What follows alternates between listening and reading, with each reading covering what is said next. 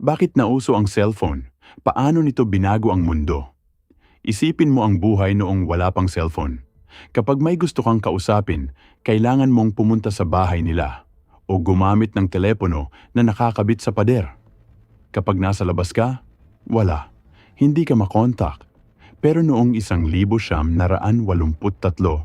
inilabas ang unang commercial mobile phone, ang Motorola Dynatac 8000X.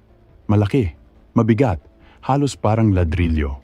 30 minuto lang ang battery life at sobrang mahal. Pero kahit ganon, nagsimula na ang pagbabago. Bakit ito nauso? Una, freedom.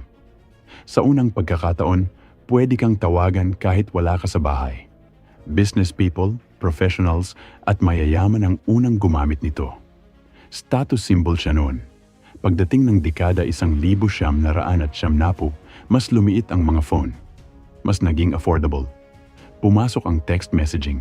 Dito nagsimula ang text culture. Isang pindot lang, may mensahe ka na. Mas mabilis kaysa sulat. Mas mura kaysa tawag.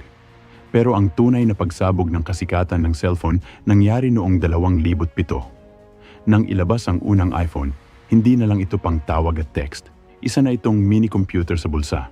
May internet, may camera, may apps, may social media. Biglang naging camera ang phone, biglang naging TV, biglang naging office, biglang naging mundo. Dahil sa cellphone, mas naging mabilis ang komunikasyon. Mas naging connected ang pamilya kahit magkalayo. Mas naging madali ang negosyo at trabaho. At mas naging accessible ang impormasyon. Pero may kapalit din. Mas maiksi ang attention span. Mas madalas ang comparison sa social media. Mas marami ang online, pero mas konti ang totoong usapan.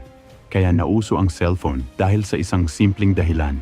Pinadali nito ang buhay ng tao. Mula sa komunikasyon, hanggang sa entertainment, hanggang sa pagkakakilanlan natin sa digital world. Ngayon, tanong, kung bukas mawala lahat ng cellphone sa mundo, ano kaya ang unang mawawala sa'yo? Oras, connection, o bahagi ng sarili mo? Smart Scroll. Stay aware. Stay smart.